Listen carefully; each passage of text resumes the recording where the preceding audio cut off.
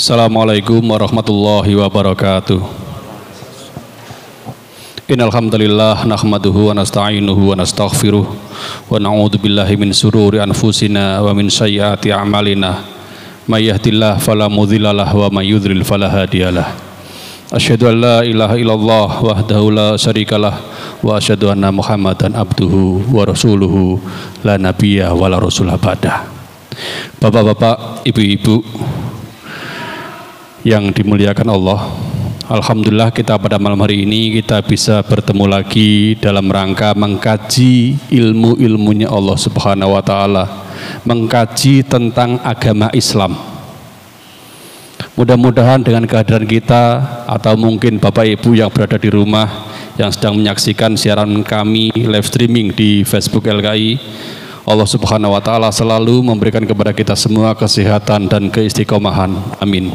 Sehingga kita bisa terus dan terus untuk mengkaji ilmu-ilmunya Allah Subhanahu wa taala. Pada malam hari ini yaitu kajian spesial, kita melihat bahwa ternyata Islam itu adalah agama yang sangat kompleks. Seluruhnya ada di aturan Islam. Bahkan kita masuk WC, Islam mengatur. Mau tidur, Islam pun mengatur dan memberikan aturan-aturan itu. Bahkan ketika wajus gitu aja, itu pun ada adab, ada aturan-aturannya. Saking kompleksnya, bab masalah pemimpin pun diatur dalam Islam. Banyak di antara kita atau mungkin sebagian dari antara kita yang sedikit mungkin alergi, ini bab politik. Ini bukan masalah nanti, ini bukan masalah tentang kampanye, bukan masalah tentang mengarahkan atau bagaimana, bukan. Ini tentang murni mengkaji tentang Islam, bahwa Islam itu ya tidak masalah kepemimpinan seperti ini ditinggalkan, tidak. Tetapi kita sebagai umat Islam harus cerdas, harus mengetahui bagaimana kriteria-kriteria seorang pemimpin dan seterusnya nanti akan diterangkan oleh Ustadz Eko Zen. Ini bukan kampanye ya, sekali lagi ini bukan kampanye, tetapi murni tentang pelajaran Islam, bahwa Islam itu juga mengajarkan tentang kepemimpinan. Makanya dalam Islam, orang yang cerdas itu siapa? Orang yang cerdas, orang yang cerdas adalah orang yang mengingat kepada kematian. Artinya apa? Ketika kita hidup sekarang ini, mati, dan setelah kematian ada kehidupan lagi, dan di situ ada pertanggungjawaban. Dan pada malam hari ini tema yang kita angkat adalah cara cerdas memilih pemimpin. Karena ketika kita memilih pemimpin tidak hanya di dunia ini, tetapi ingat bahwa nanti itu akan dipertanggungjawabkan di hadapan Allah Subhanahu wa taala ketika setelah kematian kita. Langsung saja, dan nanti di akhir acara ada sesi tanya jawab, barangkali dari pemaparan beliau Ustadz Eko Zen ada yang kurang faham atau mungkin kurang perlu didiskusikan, monggo nanti di akhir acara kita ada diskusi atau sesi tanya jawab. Kepada beliau Ustadz Eko Zen, waktu dan tempat dipersilakan. Tafadhol Ustaz. Matur suwun Mas Budi, jazakallahu khairan. Bismillahirrahmanirrahim. Assalamualaikum warahmatullahi wabarakatuh. Bismillahirrahmanirrahim. Alhamdulillahi rabbil alamin. Wabihi nasta'inu ala umurid dunya waddin. Wassalatu wassalamu ala ashrafil anbiya'i wal mursalin, nabiyina wa habibina Muhammadin wa ala alihi wa ashabihi wa man sara ala nahjihi wattaba'a hudahu ila yaumiddin. Amma ba'du. Allahumma allimna ma yanfa'una wanfa'na bima 'allamtana wa zidna ilman wa hudan wa tuqan wa salahan ya rabbal alamin. Allahumma afina fi abdanina wa asma'ina wa absarina ya dzal jalali wal ikram. Allahumma la ilma lana illa ma 'allamtana innaka antal alimul hakim. Bapak-bapak, ibu-ibu semua yang dimuliakan oleh Allah Subhanahu wa taala, jamaah yang mudah-mudahan senantiasa diberikan keberkahan oleh Allah Subhanahu wa taala. Jadi ini clear ya, bukan kampanye. Saya juga bukan tim sukses siapapun. Soalnya mau wis khawatir, wah iki koyo kampanye kira. Kampanye kan wis mari, Mas. Terbawa suasana. Terbawa suasana. Lah sampeyan gawe tema koyo ngene kok iso pilihan. Ilmu. Bismillahirrahmanirrahim. Saya teringat 2019, ya musimnya pemilu juga.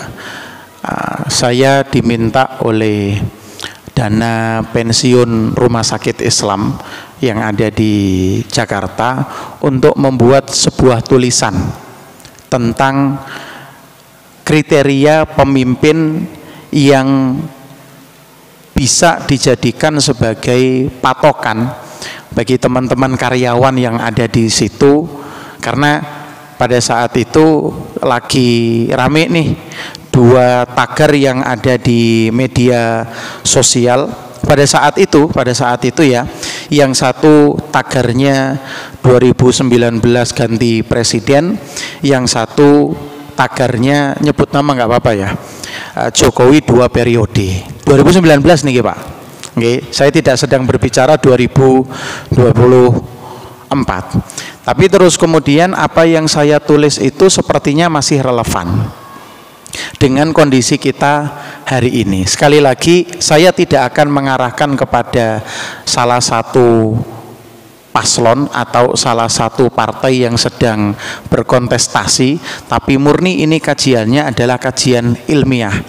Saya harapkan panjenengan nanti menilainya tidak mengarahkan kepada salah satu, tapi kalau panjenengan punya bayangan, itu hak panjenengan. Kayak begitu. Bahkan kalau panjenengan tidak setuju dengan apa yang saya katakan, itu adalah sebuah hal yang menjadi haknya panjenengan. Karena begini, saya ingin memulai dari satu titik bahwasanya urusan pemilihan kepemimpinan itu masuk dalam kategori siasah syariah, dan siasah syariah itu masuk di bawah cakupan al-mu'amalat. Apa itu mu'amalat? Mu'amalat itu adalah salah satu dari 2 cabang syariat. Nah, syariat itu apa? Syariat itu adalah salah satu dari 3 cabang Islam. Jadi kalau kita lihat, Islam itu memiliki 3 cabang utama. Yang pertama adalah akidah, yang kedua adalah syariah, yang ketiga adalah adab. Lalu sebagian ulama menambahkan satu lagi namanya estetik. Jadi ada 4, tapi normalnya ada 3. 3 ini dalilnya apa? 3 ini dalilnya adalah hadis Jibril. Ketika beliau datang kepada Nabi Muhammad dalam bentuk rupa seorang manusia, kemudian bertanya tentang 3 hal: iman, Islam, dan ihsan. Nah, ini dalam tesis saya terjemahkan dengan akidah, syariah, dan adab. Oke, kajiannya sangat ilmiah sekali karena sudah dipertanggungjawabkan di meja ujian tesis seperti itu. Kemudian akidah sudah jelas mengatur hubungan kita dengan Allah. Syariat ini mengatur hubungan kita dengan sesama manusia, ya, juga dengan Allah Subhanahu wa taala dalam satu sisi yang lebih aplikatif, dan juga dengan lingkungan sekitar. Kemudian syariah ini nanti dibagi menjadi 2 cabang. Satu ibadah, itu ngatur hubungan kita dengan Allah dalam tataran yang lebih aplikatif, implementatif. Semuanya bisa dilihat oleh mata, bisa didengar oleh telinga, dan bisa diindra. Sholat, habis sholat apa Mas? Puasa, apa zakat dulu? Sholat, zakat, puasa, haji, ya, itu ibadah masuknya. Kemudian yang kedua ada cabang muamalat. Muamalat ini memiliki 4 cabang, 4 kategori di bawahnya. Yang pertama ada namanya muamalat maliyah, itu yang terkait dengan transaksi keuangan, jenengan jual beli. Pokoknya setiap kali jenengan mindahkan uang atau mindahkan barang itu dibahas di muamalat maliyah. Kemudian yang kedua ada al-ahwal asyakhsiyah. Ini yang terkait dengan hukum-hukum pernikahan. Kemudian yang ketiga ada namanya al-hudud wal jinayat, ini terkait dengan hukum pidana. Dan yang terakhir ada namanya muamalah, ada yang namanya siyasah syariah, politik Islam. Jadi politik itu bagian dari kajian fikih, bapak-bapak, ibu-ibu. Politik itu bagian dari kajian fikih. Artinya apa? Politik itu bagian dari agama. Maka kalau ada orang yang anti dengan politik, hakikatnya dia anti sebagian dari agama. Ya, sekali lagi saya ulangi nggih. Politik itu bagian dari agama. Dia adalah 1/4 muamalat. Jadi kalau ada orang dia itu anti dengan politik, secara tidak langsung dia itu sudah anti dengan 1/4 dari agama. Bukan 1/4 dari agama, 1/4 dari muamalat. Seperti itu. Nah, memang kita menemukan ada sebagian dari kalangan kaum muslimin yang kemudian anti terhadap politik. Kemungkinannya ada 2 nih. Yang pertama, dia sudah terkontaminasi dengan virus-virus yang datang dari negeri barat, ya, tentang sekularisme, ya, sehingga terus kemudian dia memandang bahwasanya Islam itu satu agama yang harusnya tidak perlu dicampur dengan urusan politik. Dipisah aja sih, Islam itu tempatnya di masjid, urusan politik biar diurusi oleh para politisi. Itu kan virus dari barat. Karena di barat dulu kepemimpinan agama dengan kepemimpinan politik itu dipisah. Nah, di Islam kan tidak mengenal itu. Nabi itu adalah seorang alim, juga seorang amir. Bahasanya seperti itu ya. Nabi itu adalah pemimpin agama, juga pemimpin politik. Itu yang harus kita pahami.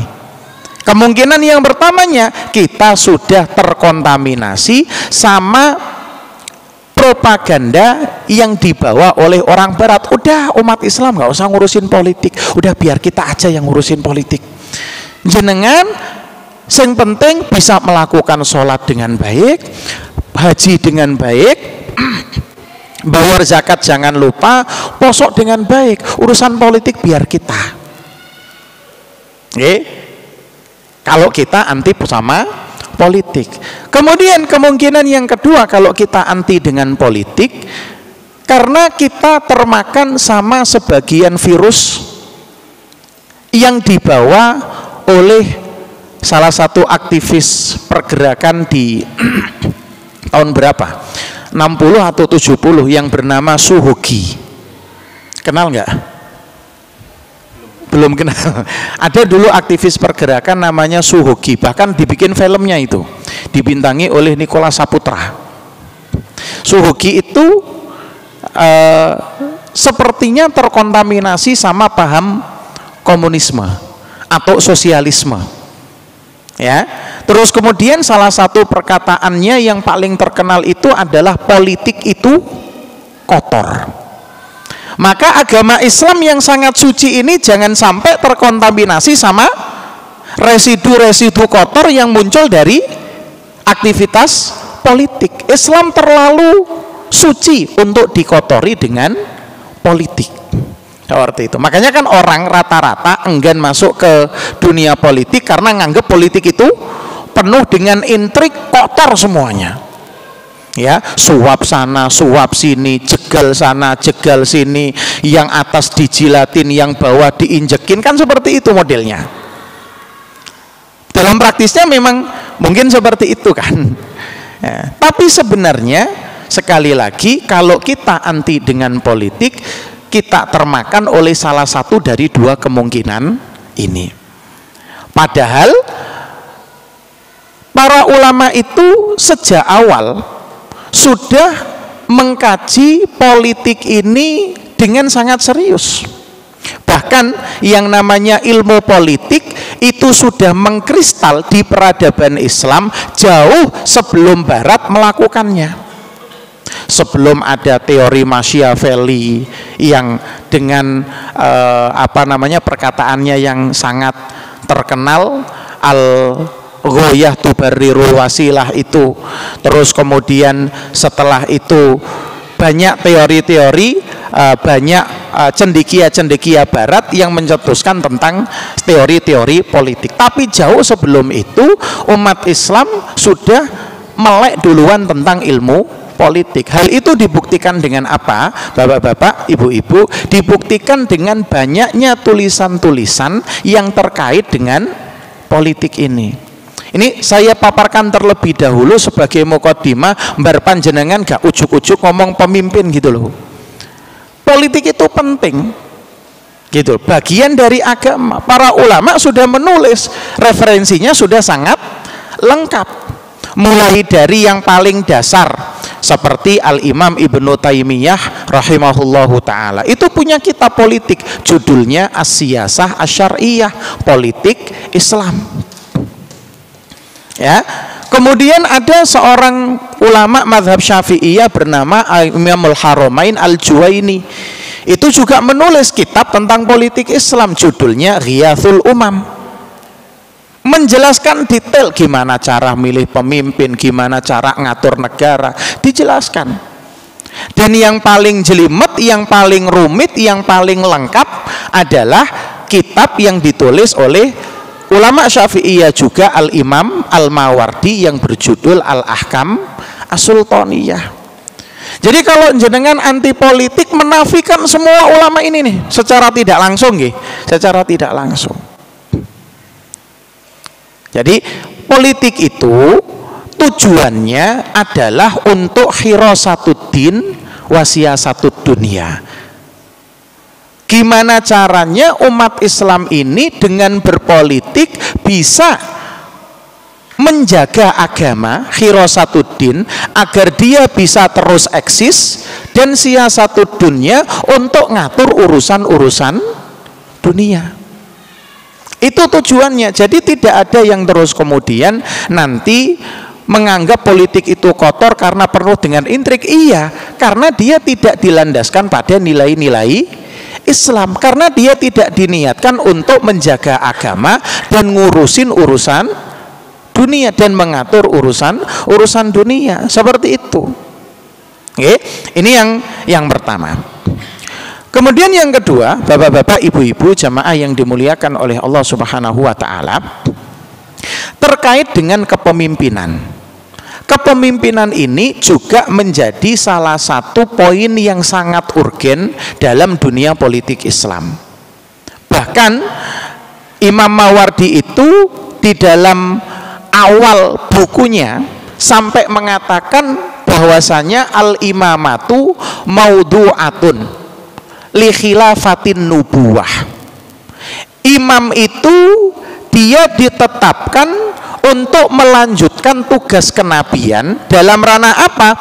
Fi hirasatid dini wa siyasatid dunia, untuk menjaga agama dan mengatur urusan-urusan dunia. Jadi ibaratnya pemimpin ini ketika Nabi sudah meninggal, fungsi utamanya adalah menjaga risalah Nabi ini agar dia tetap bisa eksis di atas muka bumi. Apa tujuannya Nabi? Tujuannya Nabi nggak cuma ngurus masalah agama, tapi bagaimana kemudian urusan kemaslahatan masyarakat banyak ini juga diperhatikan.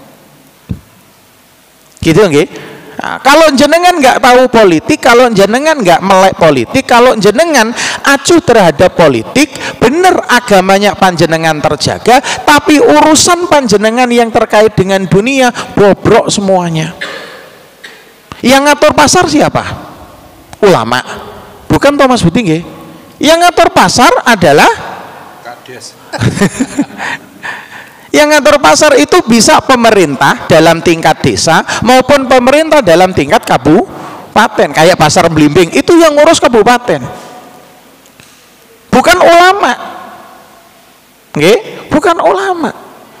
Jangan mau ngurus apa saja itu urusannya sama pemerintah, dan pemerintah itu politik. Kayak begitu. Jadi sekali lagi, salah satu pembahasan yang ada di politik itu adalah tentang kepemimpinan, dan kepemimpinan itu harus ada. Maka yang pertama kali dilakukan oleh para sahabat sepeninggal Kanjeng Nabi Shallallahu Alaihi Wasallam itu milih pemimpin. Di saat orang lain sibuk ngurusi pemakaman Kanjeng Nabi, Abu Bakar sama Umar ke Bani Sakifah. Ini kalau tidak diselesaikan umat Islam pecah ini. Kalau umat Islam pecah, selesai urusan. Maka hal pertama yang menjadi fokus konsentrasi adalah kepemimpinan. Bagaimana sepeninggal Kanjeng Nabi umat Islam punya pemimpin baru lagi. Makanya Imam Nawawi sampai terus kemudian mengatakan al-imamah itu wajib hukumnya untuk dipilih. Al-imamah itu wajib hukumnya untuk dipilih, meskipun kewajibannya tingkatannya hanya sampai pada tataran fardu kifayah. Tapi kalau dalam konteks negara kita, ya tidak lagi menjadi fardu kifayah, bisa menjadi fardu ain. Karena sebagaimana yang dikatakan oleh Mas Budi tadi, jenengan mau milih, jenengan mau nggak milih, jenengan bertanggung jawab masalahnya. Loh serius, kadang-kala begini, ada sebagian dari ikhwah teman-teman itu yang mengatakan udah nggak usah milih. Karena apa? Sistemnya sistem demokrasi. Demokrasi itu berasal dari negeri kafir. Masalahnya begini bapak-bapak, ibu-ibu, kalau jenengan kemudian mengatakan seperti itu untuk berargumen bahwasanya milih pemimpin itu nggak wajib lagi, berarti jenengan nggak usah interaksi sama bank lagi. Bank itu dari mana? Dari orang-orang kafir juga. Ceritanya dari Italia. Orang-orang yang dulu mau pergi ke Palestina, mereka biar nggak ribet bawa uang, terus kemudian mereka bekerja sama dengan orang-orang Yahudi, tolong uang ini saya titipkan ke kamu, tapi nanti ketika saya sampai di sana uang ini bisa saya tarik lagi. Itu cerita awalnya bank dari orang kafir. Kalau jenengan mengatakan katakanlah demokrasi dari orang kafir, iya, lalu nggak mau menggunakan, kalau begitu jangan pakai bank. Nyatanya orang yang anti demokrasi sama bank yo bolak-balik kayak begitu. Jenengan nggak usah pakai uang kertas. Uang kertas itu dari orang kafir juga. Dulu kita nggak pakai uang kertas, kita pakai emas atau perak, dinar, dirham, kan seperti itu konsepnya toh. Tapi sekarang kita nyaman nggak pakai uang kertas? Jenengan nyaman nggak pakai uang kertas itu?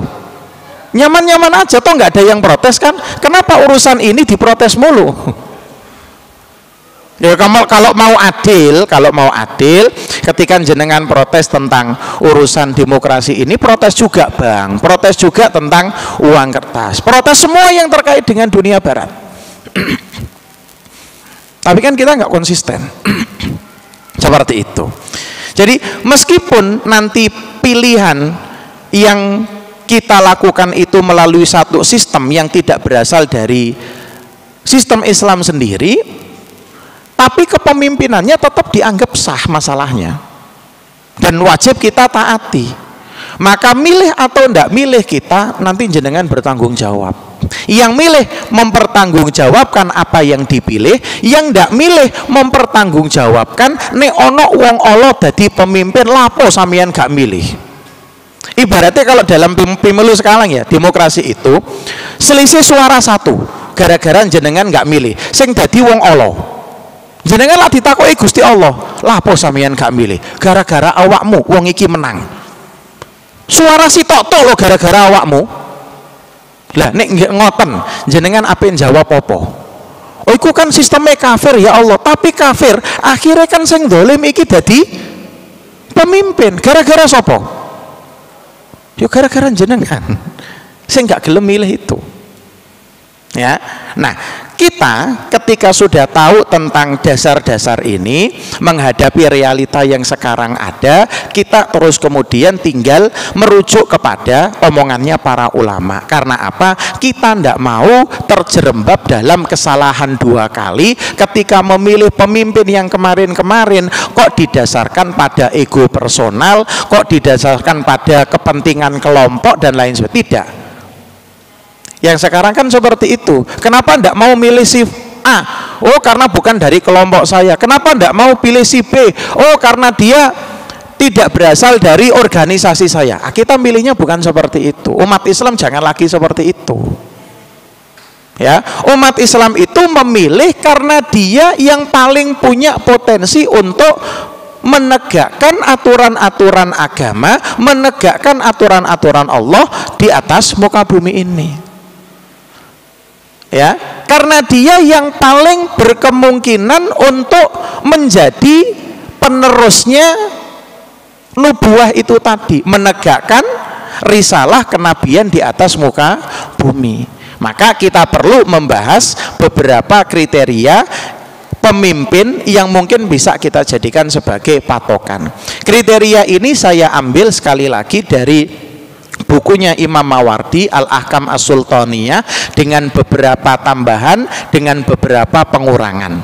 Tapi intinya saya sebutkan ada 4 saja. Yang pertama, kalau jenengan mau pemilih pemimpin, pemimpin itu harus memiliki sifat adalah, harus memiliki sifat adil.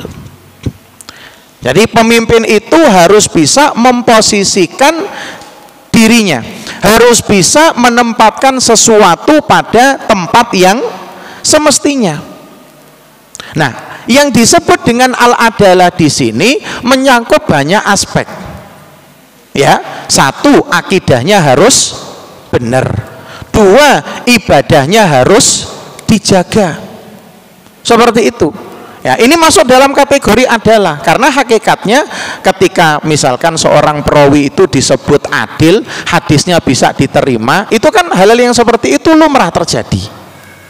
Oke? Terus kemudian dia harus menjaga kredibilitas amanah yang sudah dititipkan kepadanya. Ya, tidak mbalelo, tidak khianat. Lalu dia tidak pilih dalam, dia tidak tebang pilih dalam penegakan hukum. Nah, dari semua kontestan yang sudah ada ini, jenengan timbang-timbang mana kira-kira yang kemudian memiliki potensi untuk melakukan itu semuanya. Ya, tidak mudah berbohong. Ya, jadi ini orang Jawa apa? Isuk dele sore tempe. Nah, begitu ya. Betul atau salah? Seperti itu. Jadi keadilan ini ketika sudah ada pada diri seseorang, maka dia layak untuk dipilih menjadi pemimpin. Sifat-sifat yang tadi saya sebutkan, akidahnya benar, ibadahnya bagus, ya kan, dia amanah, tidak khianat, lalu dia berkomitmen untuk tidak tebang pilih dalam ranah penegakan hukum. Kalau dia sudah bisa menegakkan ini pada dirinya, insya Allah dia juga bisa menegakkannya pada orang lain. Kalau orang tidak bisa berbuat adil pada dirinya, dengan akidahnya rusak, ibadahnya bolong-bolong, ya kan, dia selalu berbohong, melakukan khianat, maka kalau keadilan tidak bisa diterapkan pada dirinya, gimana dia bisa menerapkan keadilan pada orang lain?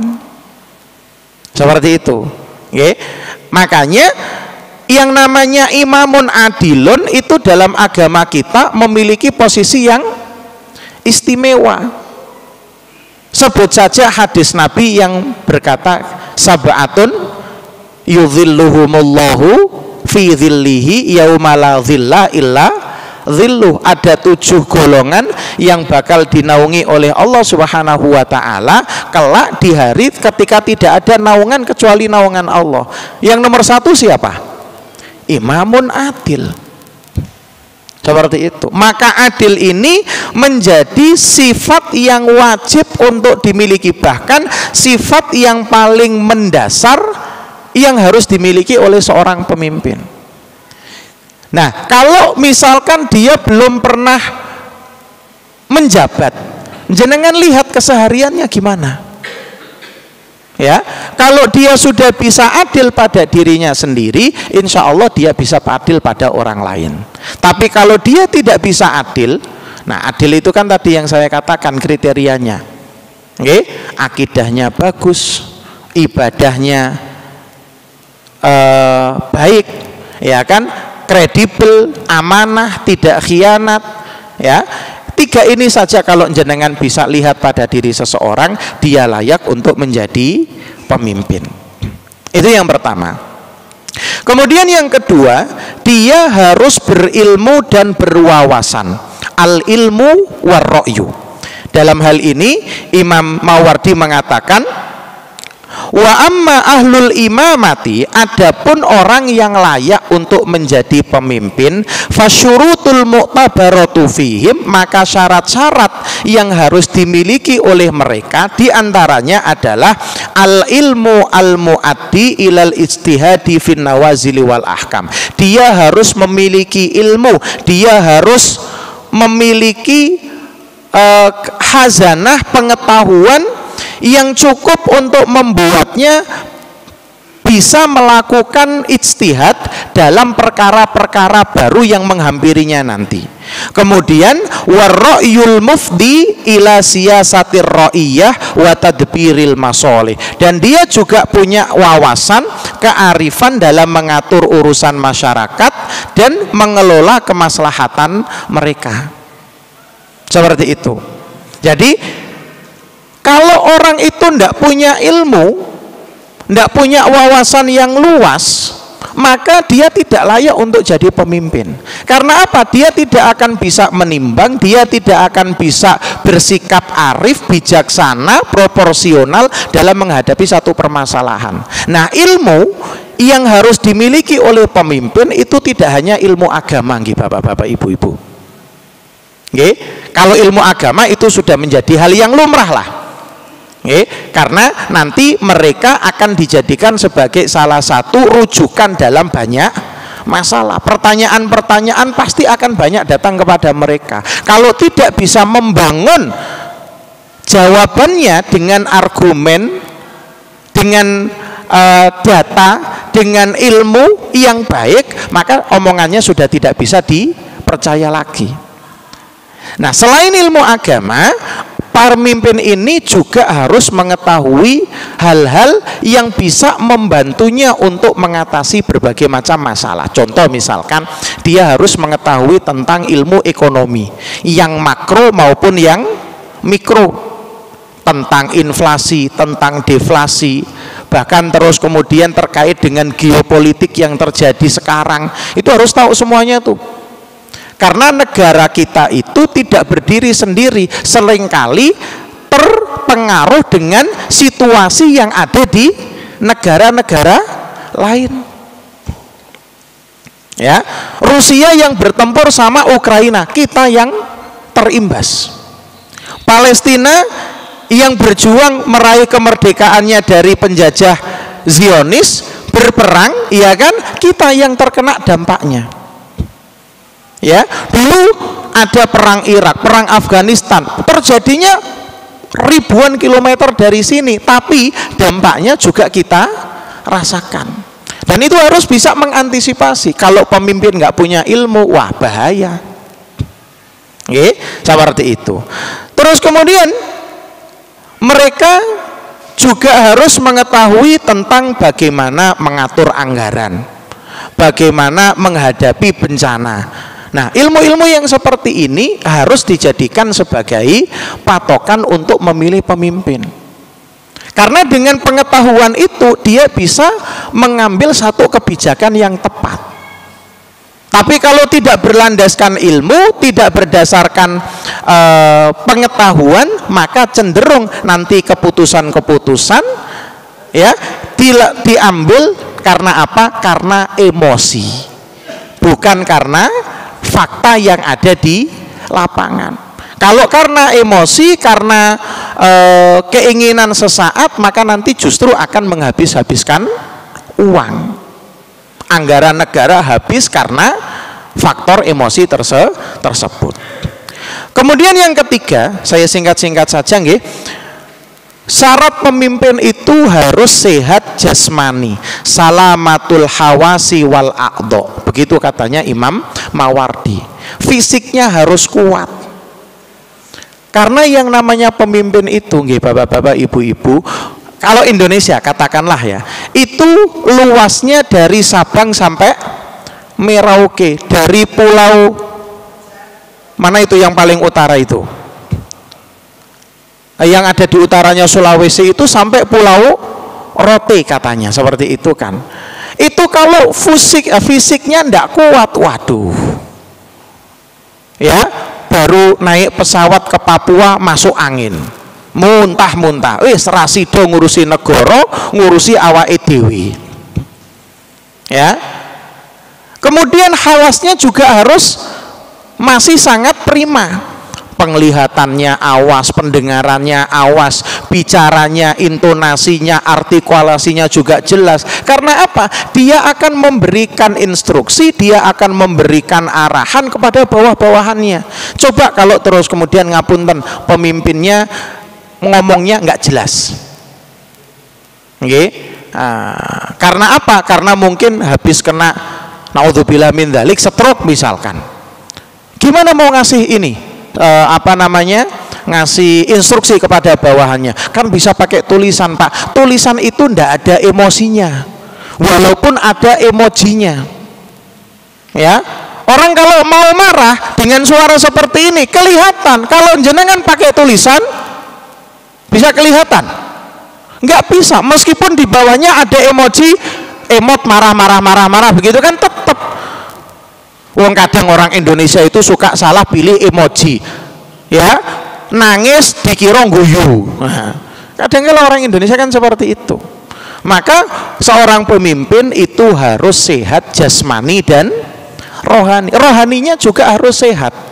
Karena apa? Kalau rohaninya nggak sehat, nggak jadi kepilih, gendeng deh. Oh, ini kan sudah menandakan mentalnya nggak sehat nih, ya kan? Belum selesai penghitungan, terus kemudian karpet yang di Masjid Al-Ikhlas sudah ditarik. Aku ras itu dadi kok Mas. Ya, seperti itu. Lapangannya dirusai gara-gara gak situ dadi. Kemudian yang keempat, yang terakhir adalah pemberani. Ya, kenapa pemberani ini dijadikan sebagai salah satu barometer? Karena dengan sifat ini dia bisa membabat habis segala tindak kerusakan yang ada di negeri itu. Orang nggak berani, nggak punya sikap pemberani, dia tidak akan memiliki keberanian untuk memberantas korupsi. Orang kalau tidak memiliki keberanian, maka dia tidak akan berani untuk ngusir para pemilik modal yang justru ingin meraup keuntungan saja dari negeri kita. Seperti itu. Nanti semuanya dibebaskan. Nanti semuanya yang penting ada keuntungan sedikit buat negara, nanti terus kemudian diberikan izin-izin itu. Tidak. Oke. Nah, bapak-bapak, jamaah, ibu-ibu juga yang dimuliakan oleh Allah Subhanahu wa taala, sebenarnya masih ada 7 yang disebutkan, tapi beberapa itu nanti tidak relate, nggak relevan dengan dunia kita saat ini. Saya pilih 4 ini, mudah-mudahan panjenengan semuanya bisa melihat dari ketiga calon ini. Dari 24 partai yang berkontestasi, siapakah yang kira-kira paling banyak memenuhi keempat syarat ini? Saya tidak akan mengarahkan karena memang sudah nggak kampanye. Yang kedua, saya juga bukan tim sesnya siapa-siapa. Nek tim sesnya kan aku berangkat rene wis nggawa mobil aku, Mas. Seperti itu. Jadi ini murni monggo jenengan nanti pilih yang terbaik. Kalau jenengan butuh tulisan saya, monggo nanti saya share ke Mas Budi sebagai bahan bacaan. Ini tulisan saya tulis 5 tahun yang lalu, nggih menjelang pemilu juga. Mudah-mudahan bisa memberikan satu insight untuk jenengan memutuskan. Yang pasti jenengan milih atau ndak milih, jenengan bertanggung jawab. Daripada karo-karone bertanggung jawab, mending milih, karena satu suara panjenengan itu sangat bernilai. Oke, satu suara panjenengan itu sangat bernilai untuk menentukan arah bangsa kita 5 tahun ke depan. Bangsa ini mau semakin terperosok atau naik berubah menjadi baldatun thayyibatun warabun ghafur. Itu sebagai pengantar diskusi. Kalau ada dari saya, kurang lebihnya mohon maaf. Yang sebesar-besarnya al-haqqu min rabbik fala takunanna minal mumtarin. Sallallahu ala nabiyyina Muhammad wa ala alihi wa sahbihi wasallam. Walhamdulillahirabbil alamin. Ya, kita break azan dulu, setelah itu kita mulai diskusi atau tanya jawabnya. Barangkali ada yang batal wudhu, silahkan ambil air wudhu dan kembali ke tempat semula.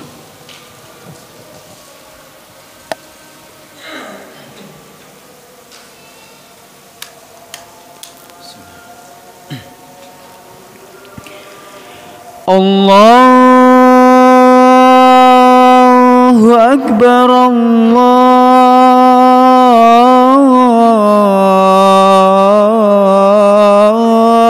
Akbar, Allahu Akbar, Allahu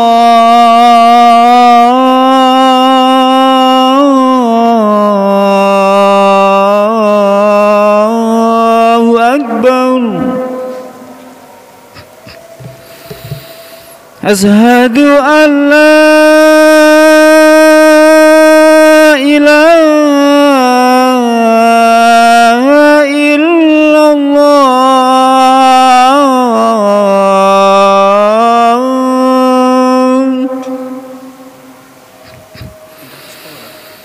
Asyhadu an la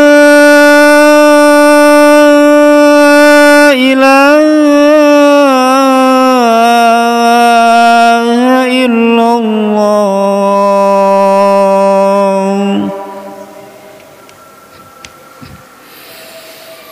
Asyhadu anna Muhammadar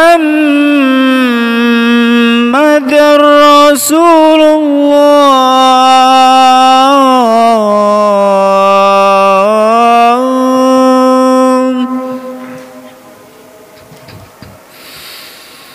Asyhadu anna Muhammadar Rasulullah.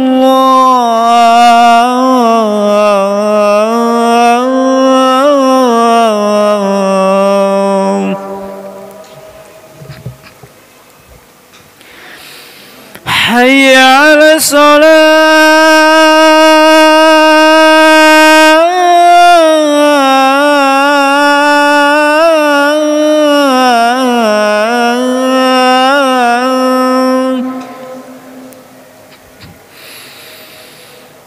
Hayya 'alas shalah.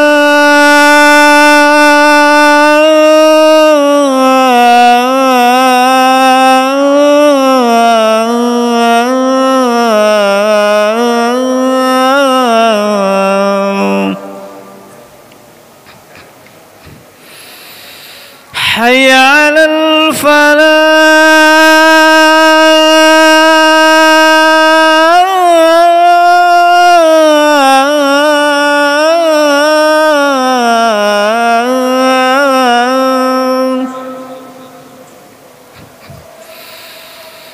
Hayya 'alal falah.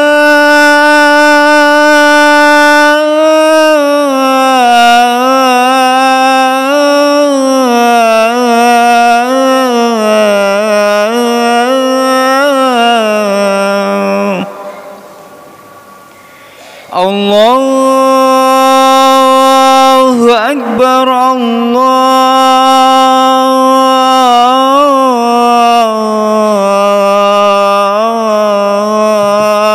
Allahu Akbar. La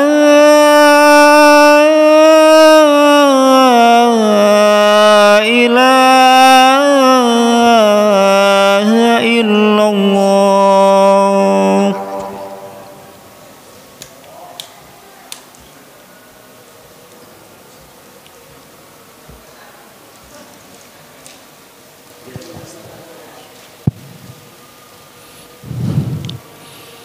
Ya, bapak-bapak, ibu-ibu yang dimuliakan Allah, selanjutnya yaitu sesi tanya jawab atau mungkin diskusi. Monggo, barangkali ada yang mau tanyakan. Oh ya, ya pakai dulu gak apa-apa. Assalamualaikum warahmatullahi wabarakatuh. Waalaikumsalam warahmatullahi wabarakatuh. Ustadz, yang ingin kami tanyakan, apakah seorang pemimpin sangat berpengaruh terhadap moral suatu bangsa, Ustadz? Karena akhir-akhir ini banyak permasalahan moral di bangsa kita ini sudah hancur. Banyaknya perzinahan, banyak perjudian, banyaknya pembunuhan, Ustadz. Maksud saya gini, apakah kita sebagai seorang muslim ini sangatlah wajib dan penting untuk memilih seorang pemimpin, karena mungkin pemimpin itu bisa memperbaiki moral suatu bangsa, Ustaz. Jazakumullah khairan. Ya. Langsung aja Pak. Bismillah, alhamdulillah, salatu wassalamu ala rasulillah. Jadi sekali lagi saya katakan, memilih pemimpin itu suatu kewajiban. Karena kita kalau tidak ada pemimpinnya, kita akan saling bunuh-membunuh. Yang berlaku adalah hukum rimba. Yang kuat makan yang lemah, nanti yang lemah akan semakin terperosok ke dalam. Seperti itu. Maka sekali lagi Imam Mawardi sudah mengatakan, dan tadi sudah saya sebutkan juga, memilih pemimpin itu merupakan suatu kewajiban. Ya, seperti itu. Itu yang pertama. Lalu ketika kita memilih pemimpin, pilihlah pemimpin yang bisa menegakkan keadilan, terutama dalam proses supremasi hukum. Karena ketika seseorang itu tidak bisa menegakkan hukum, hukum itu akan dianggap remeh. Ya, makanya ini mohon maaf ya, ketika kita misalkan naik sepeda motor, kenapa kok kita seneng nggak pakai helm? Karena hukum tidak ditegakkan di situ, ya. Atau hukum bisa dibeli dengan cara damai itu 50.000, kan seperti itu, ya. Sehingga terus kemudian gak popo, engko nek ditilang damai itu 50.000 Pak, kan seperti itu. Maka ketika hukum ini tidak ditegakkan atau dia tidak ditegakkan tapi dengan cara yang tidak adil, tegas ke bawah, lembek ke atas, maka itu nanti akan juga menimbulkan masalah. Orang gampang melanggar itu karena nganggep hukum itu ya bisa dibeli, bisa dipermainkan. Makanya Nabi itu dengan tegas ketika Usamah bin Zaid, ya, atau Zaid bin Harisah itu meminta ampunan untuk perempuan, anaknya pembesar, tapi dia ketangkap telah melakukan pencurian. Nabi langsung marah. Itu kelihatan dari mimik wajahnya, matanya merah, wajahnya juga merah, ya. Lalu terus kemudian beliau mengatakan, atasfa'u fi haddin min hududillah. Loh, sampeyan iki njaluk tolong urusan hukum pidana yang sudah ditetapkan oleh Allah. Lalu beliau membuat satu permisalan yang sampai sekarang terkenal, laukanat Fatimatu bintu Muhammad sarqat laqata'tu yadaha. Nek jenenge Fatimah anake Muhammad iku maling, dan itu kan hal yang tidak mungkin terjadi. Mosok anak Nabi kok api maling, kan seperti itu. Tapi kalau seandainya, ini kan pengandaian yang nggak mungkin terjadi, tapi digunakan oleh Nabi untuk menunjukkan agungnya masalah ini, besarnya urusan ini. Nanti kalau dia maling, kalau dia mencuri, aku sendiri yang akan motong tangannya. Nah kalau hukum ditegakkan seperti ini, Masya Allah, tidak ada orang yang main-main dengan hukum. Hukum ini kan dipermainkan karena apa? Karena satu, dia tidak ditegakkan. Jika sudah ditegakkan, ditegakkan dengan cara yang tidak adil. Maka kita butuh pemimpin yang adil itu tadi. Sangat berpengaruh sekali nanti pemimpin yang akan kita pilih terhadap moral mayoritas, moral anak bangsa ini. Karena orang akan melihat, kak Ero dihukum, seperti itu.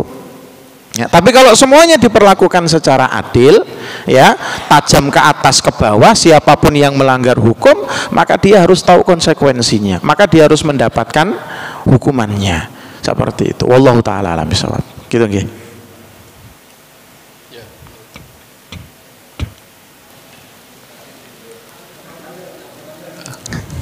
Maju saya di.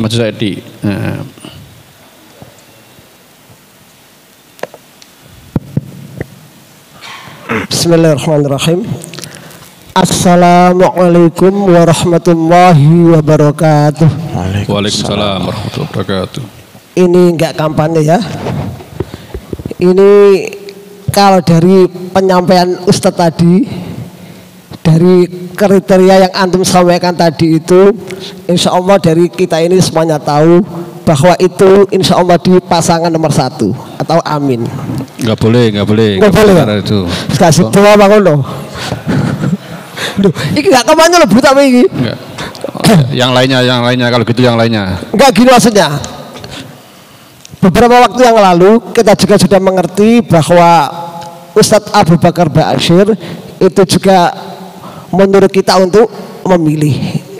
Sekarang sebetulnya aku tambah kesalahan mana. Nah, pada intinya pertanyaan saya itu Ustadz, terkadang di antara kita ini kadang-kadang itu acuh tak acuh atau mikir demokrasi itu banyak dari kita itu seperti itu, sehingga terjadi beberapa fakta yang seperti antum sampaikan tadi. Nah maksud saya, pertanyaan saya ini, tolong antum sampaikan lagi, nasihat lagi kepada kita semuanya ini, supaya di antara kita ini sudah tidak acuh lagi terhadap memilih seorang pemimpin, karena ini yang kadang-kadang itu merugikan kita sendiri umat Islam. Enggak sekali kampanye gara-gara yuk. Terima kasih, itu saja. Api pengantin yang omong pisan. Saya akhiri. Wassalamualaikum warahmatullahi wabarakatuh. Waalaikumsalam. Sudah tadi Ustaz, sudah diterangkan. Ya, terima kasih sudah diterangkan tadi itu ya. Yang lainnya, monggo. Karena sudah dijelaskan tadi, nanti kembali meneh. Monggo. Oh ya, Pak Rosid, sahabat tadi. Api tako atau kampanye? Untuk yang belakang ya, Rosid. Pak Rosid. Agak maju Pak Rosid. Agak maju.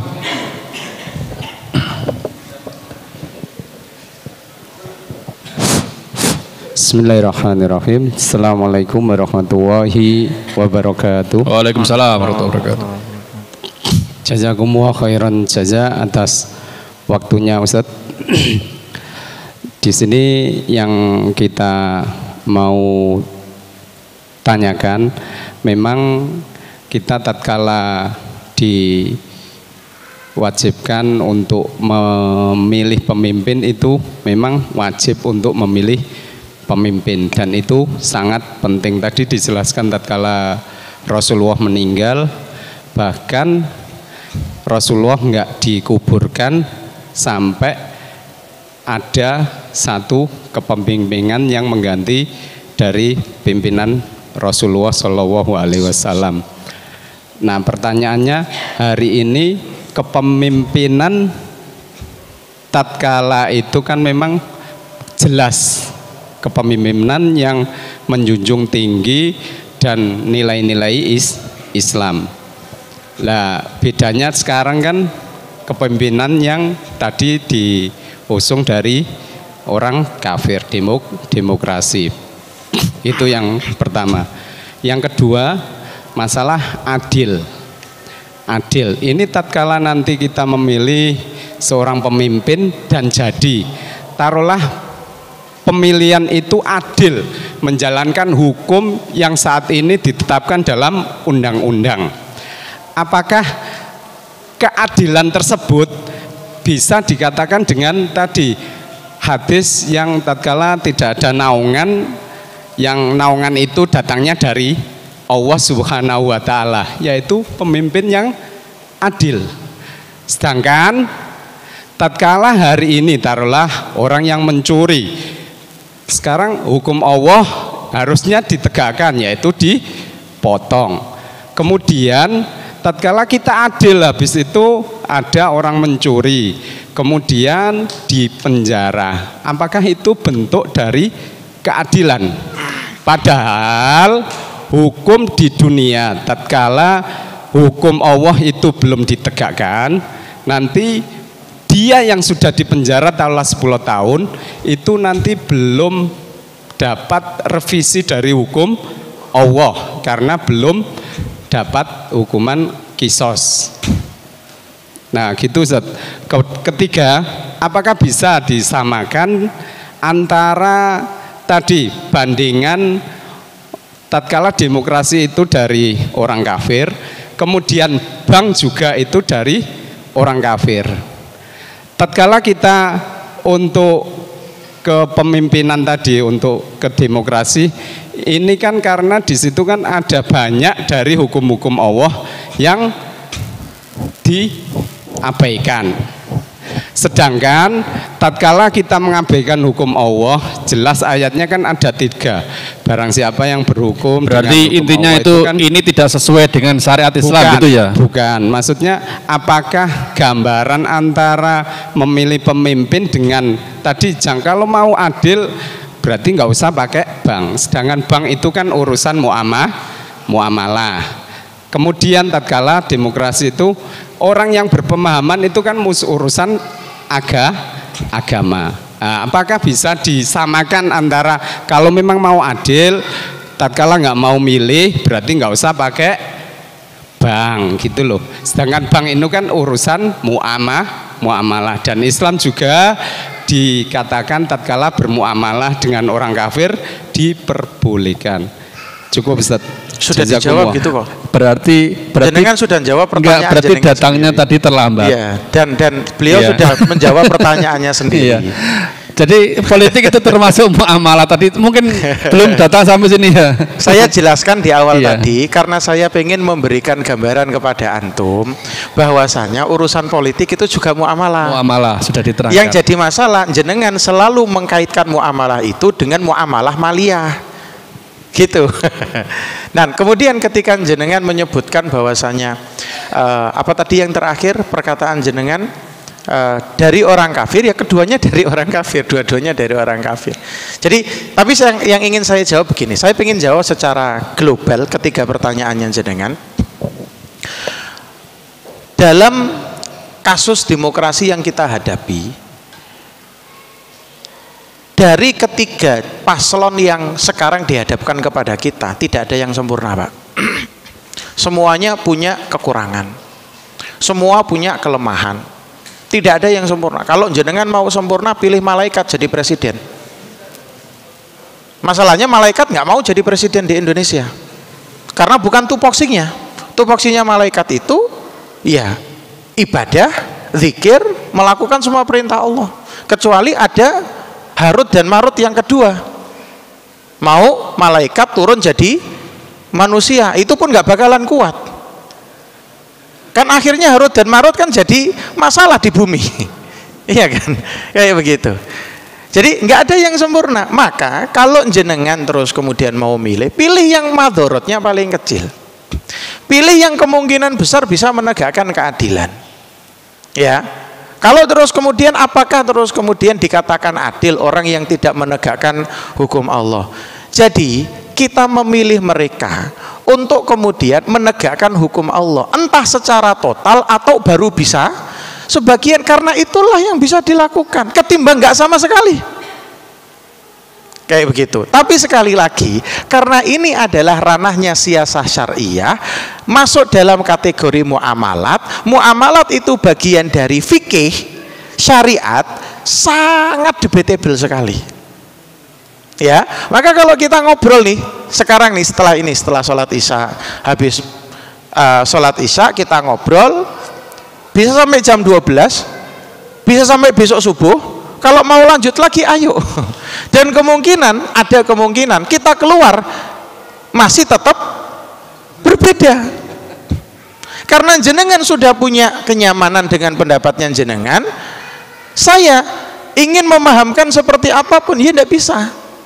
Kayak begitu. Tapi jenengan perlu ketahui apa yang akan kita lakukan besok dengan memilih pemimpin itu kita ikhtiarkan, kita berdoa kepada Allah agar membawa maslahat untuk umat Islam. Jika tidak bisa, kan kaidah fikihnya kan malayudroku kulluh layudroku julluh, sing gak iso dilakoni kabeh ojo ditinggalno kabeh, ojo ditinggalno kebanyakan. Kayak begitu, lebih baik sedikit daripada tidak sama sekali. Kita kan selalu berbicara aspek hukum yang terkait dengan pidana. Padahal Islam itu masih sangat luas. Itu satu tujuan saya, kenapa kok saya sebutkan. Islam itu ranahnya ini loh. Kalau sudah bisa jaga akidah, alhamdulillah. Syukur-syukur engkau ngerambat sing liyoni. Kalau sudah bisa menegakkan ibadah, alhamdulillah. Syukur-syukur nanti bisa yang lainnya. Kalau baru bisa menerapkan muamalah, alhamdulillah. Muamalah maliyah maksudnya. Meskipun belum bisa yang hudud wal jinayah, tapi itu kita usahakan. Ustaz Rosi, ketika kita memiliki banyak orang baik di majelis nuwab, dewan perwakilan maupun permusyawaratan, itu banyak perkara jelek yang bisa kita stop dan banyak perkara bagus yang bisa kita usahakan. Nanti pertarungannya di situ. Kalau belum bisa, berarti masih banyak orang jelek yang ada di situ. Gara-gara apa? Jenengan nggak mau milih. Gitu loh logikanya. Ya. Gara-gara jenengan nggak mau milih. Karena apa? Alasannya sederhana. Demokrasi toko wong kafir. Saat ini jenengan apa yang nggak berasal dari wong kafir? Nggak usah pakai kipas kalau begitu. Ini kasar-kasaran. Kasar-kasaran. Udah beda Ustaz, udah beda. Iya beda, memang beda. Tapi kasar-kasarannya seperti itu. Jadi kita menggunakan ini bukan untuk kemudian mengganti hukum yang sudah ada. Justru kita gunakan ini untuk mengusahakan hukum yang belum ada. Kayak begitu. Karena terus terang saya pribadi mendengarkan dari banyak orang-orang yang ada duduk di pemerintahan, terutama yang ada di dewan. Ya, Lamongan ini belum punya perda masalah miras. Makanya di minimarket kadangkala masih jualan miras. Karena apa? Belum ada perdanya. Kenapa belum ada perdanya? Karena nggak ada yang ngusulin. Kenapa nggak ada yang ngusulin? Mungkin uang-uangnya oleh kayak begitu. Coba kalau misalkan yang jadi Pak Rosid, nomor siji diusul no. Nah, seperti itu. Kita nggak ada perda ini, perda itu. Karena apa? Ya karena memang belum ada yang mengusulkan. Coba jenengan yang mengusulkan. Rakyat mengusulkan kepada anggota dewan, kepada pemimpin. Nanti kan dilihat. Kemudian disidangkan, diplenokan. Di pleno itu banyak orang baik atau orang buruk. Kalau banyak orang buruk ya nggak bakalan disetujui. Kayak begitu. Ustadz, alhamdulillah dengan masuknya orang-orang baik, kita punya banyak undang-undang yang mengakomodir umat Islam. Undang-undang tentang zakat, undang-undang tentang ekonomi syariat, undang-undang tentang pesantren. Itu sekarang sudah ada. Itu kalau bukan orang baik nggak bakalan diterima itu. Betul, banyak yang nggak baik. Karena apa? Berarti banyak yang kurang baik. Nah, kenapa kok banyak yang kurang baik? Karena yang kurang baik milih semuanya, yang baik-baik tetap apatis. Saya ingin jawab dengan itu saja. Untuk menjawab 3 pertanyaan. Nanti kalau pengen detail, monggo kita diskusi. Ngenten nggih? Wallahu a'lam bishawab. Ya, demikian tadi penyampaian dari Ustadz dari Ustadz Eko Zen. Barangkali ada yang belum puas bisa angkat tangan dan nanti duel sama Ustadz Zen sendiri di luar karena acara akan kita tutup. Mohon maaf kalau ada kesalahan, baik itu saya sengaja ataupun tidak. Kita tutup dengan bacaan hamdalah dan doa kafaratul majlis. Alhamdulillahirabbil alamin, subhanaka Allahumma wa bihamdika asyhadu an la ilaha illa anta astaghfiruka wa atubu ilaik. Wassalamualaikum warahmatullahi wabarakatuh.